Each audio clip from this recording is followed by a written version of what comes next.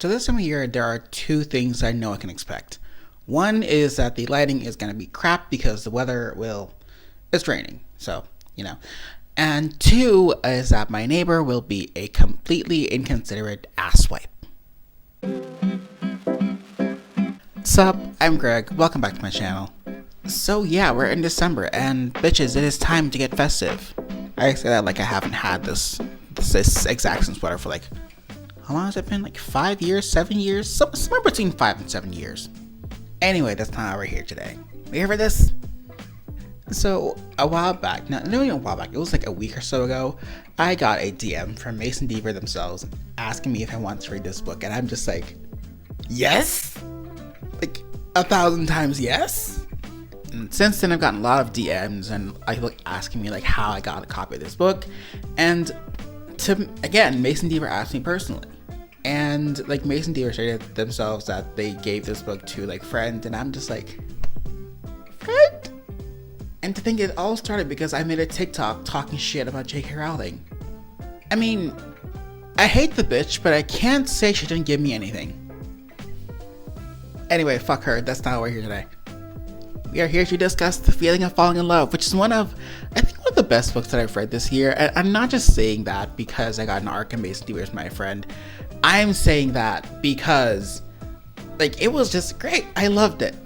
It had a semi-enemies to lovers, grumpy sunshine, fake dating plot. Y'all know I eat that shit up.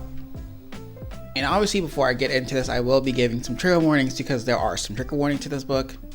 And if there will be spoilers, I'm not. There are minor spoilers. Okay, so yeah, let's just dive right into this. Okay, so before I actually start this, I would like to make one thing very, very clear. This book is not an MLM book. See, this book follows Neil and Wyatt. Specifically, Neil. Neil is a trans boy who attends a prestigious I wouldn't say prestige. He attends boarding school. And there's a complication with one of his friends, and he asks Wyatt, his roommate, to be his fake date to his brother's wedding. But the reason it's not an MLM book is because while all through the book, or the majority of the book, Wyatt identifies with he/him pronouns. I think about not halfway, a little more than halfway through, they have a very, not intense, but very important conversation, a very well-written conversation about gender and identities and such. And from then on, Wyatt goes by they/them pronouns. So I don't want to hear none of you bitches say that, oh, but they use he/him pronouns throughout the most of the book. No, it's not MLM. It is not. So if you label it as such, I will kill you. Because Wyatt, this person right here, yes, they're my baby. I love them, and I will protect them at all costs. So do not misgender them, or else. Okay, let's just get into this already. So as I mentioned, this book follows Neil and Wyatt. Neil is a trans boy attending a boarding school, and due to something that I will not mention because that's kind of a spoiler, he asked Wyatt to accompany him to his brother's wedding in Los Angeles, just to, fuck with everyone's heads. And we all know how this goes, fake dating, grumpy sunshine, we all know how this ends. In case you don't, obviously throughout the book, Neil and Wyatt start to develop feelings for each other.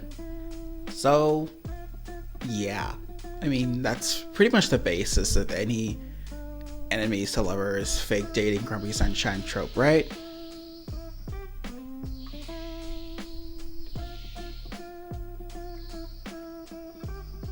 I swear, this neighborhood it is a weird fucking neighborhood.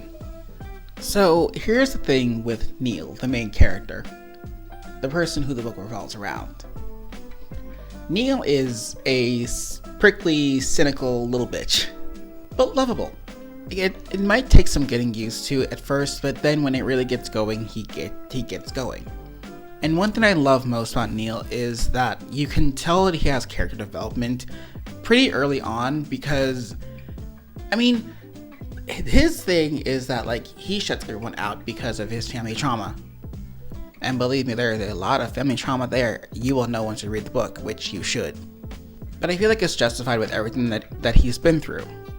And side spoiler, but the majority of his real character development, when he makes the switch to like, okay, shit, I wasn't wrong, happens at the more of the end of the book, because throughout the thing you can really tell that he's like, oh wait, maybe this is not the way it goes.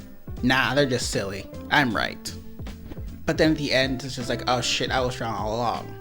And like, oh wait, no, I can't say that. It is hard to talk about this without giving away spoilers, because someone read this book already, please. I just need to talk to someone about this thing, and I can't talk to Mason Deaver about it. I probably can. Never mind. But with Neil, even though he is this prickly little cynic little bitch, you just cannot help but love him. Not because you feel sorry for him, because you think, oh, his family trauma. No, you just love him because he is lovable. I love him because he's lovable. Not as lovable as Wyatt, lovable. Also, obviously, trans character, there is a lot of transphobia there. That is the biggest trigger warning for this book, is that there is a lot of transphobia, a lot of blatant transphobia throughout the book. Or not throughout, but mostly when he's with his family. Because Neil is this, well, he's rich, or his mother's rich. Same thing. Either way, they got money.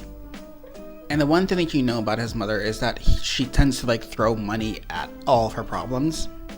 And you can tell that this takes a toll on Neil, because Neil is just like, why can you not just be my fucking mother and not throw money at me? Like, I'm just something that can be solved. So you really feel for Neil, especially when he goes through, like, he talks about his trauma, he talks about his past, he talks about everything that he's been through with his mother, his grandparents, his brother, his transitioning, and just everything leading up to who he is currently. Like, you really feel for the guy, and you think, okay, yeah, that kind of makes sense why you're a little bit of a douchebag now. But still, he is my douchebag, he is my lovable douchebag, and I love him so much. Also, when I first read this, I was like, wait, is his name Neil or Niall? So I asked Mason Deaver, and they basically told me that this book is a love letter to One Direction, and yeah, I could tell. I could really tell. Wyatt, on the other hand, is the exact opposite of Neil. While Neil is kind of rude and bitchy and pushy, Wyatt is quiet and comfortable, and they just do their own thing. So take a guess as to who's the grumpy and who's the sunshine in this relationship. What I love most about Wyatt is that he starts off as this like really shy kid, and then throughout the book they not mature, but they just come out of their shell more, and I absolutely love that for them. The other side characters, I feel like they also have a lot of personality. If you've been following me on social media, you would know that I've been tweeting and putting on my Instagram out of context moments from the book, and one of the first was Gay Power Rangers, and that is because of the friend group. So Neil has basically surrounded himself with just queer people, which, good for him, I love that. And in that friend group, they're only there for a short time period, but you can tell there's love there. You can tell that Mason Deaver really put some personality and characteristics into these characters, and they're not just there to like push the plot forward. Even with some of the least favorite side characters like Neil's mother, you can tell that there was something there. You can tell that, like, okay, yeah, she's kind of a bitch, but you don't know her whole story. And at the no, I'm not gonna say. Just read the book. But the characters are well thought out. I do wish, however, that at a certain point something happens and you would think, oh shit, like I was in the trade. I did not expect that. I was just like full on Titus Andromedon dramatic reactions to this book in the train at like before 9 a.m. But during that period, I was just like, pop off, bitch. Like, I wish Mason Deaver had explored that area a bit more and just went off on more people. But it was good. Like, it was good, because I feel like if it expanded more, it would have also ruined the thing, because it's like, okay, maybe this is a bit too much. But yeah, that's just me. I'm not sure if I'm doing more harm than I am doing good with this review. I'm not good at these. I'm sorry. But also, you can tell very early on that the love between Neil and Wyatt is what's the word I'm looking for here? Very authentic, and it just keeps growing and expanding with every passing page. And when I say semi-enemies to lovers, I mean, they're not enemies, they're roommates, and they just dislike each other. And you can tell that this changes very quickly once Neil lets Wyatt in, and once Neil lets Wyatt in and Wyatt lets Neil in more about their personal lives and such. And you can see their connection is genuine, it is authentic, and it is so amazing. And oh my god, Mason Deaver just ruined relationships for me, because everything after this, like, even in real life, it is just not gonna compare, and I hate that for myself. So to my future partner out there, if you're watching this, if our relationship is not this, I don't want it. But still, it is very well written, and I feel like the thing that made the most impact for me, at least, was the conversation that Mason Deaver put in there about gender identities and such.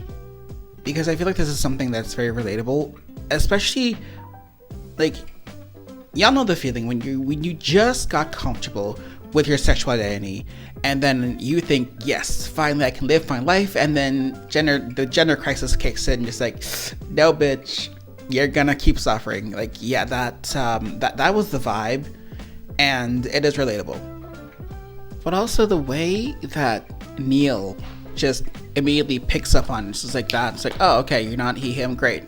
They, them, immediately, right off the bat. No questions asked, no hesitation, no fumbling, just right off the bat. And it's like, why can't more people do that?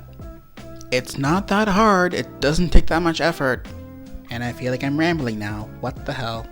Also, I'm currently reading Mason Deaver's second book, The Ghost We Keep. I don't have my copy with me. It's in my room somewhere, and I'm too lazy to get up. But from their first book and this book, and I also listened to their audiobook, Another Name for the Devil, you can very clearly tell that Mason Deaver has this sort of passion, this drive for what's the word over here? Not trauma, but just talking about difficult subjects. Things that, yeah, get talked about a lot recently, but they put their own spin on it. And it feels genuine, it feels real, it really, you can really tell that they put their whole heart and soul into this. Like, yes, I have experienced this, or I have seen people go through this, and I know this feeling, and I want to put that onto this page so people can relate to that. So people know that they're not alone in this. And that's the thing that I love most about their writing, is that you can tell that they really, really put their whole heart and soul into it, into these pages, these words, these characters, these stories. And I eat that shit up. I love it. So with this book, 5 out of 5 stars. Would recommend. It comes out August 11th. Pre-order it now. Yeah, I hope this review made sense. And before I cut off, I would just want to talk a bit about a few updates.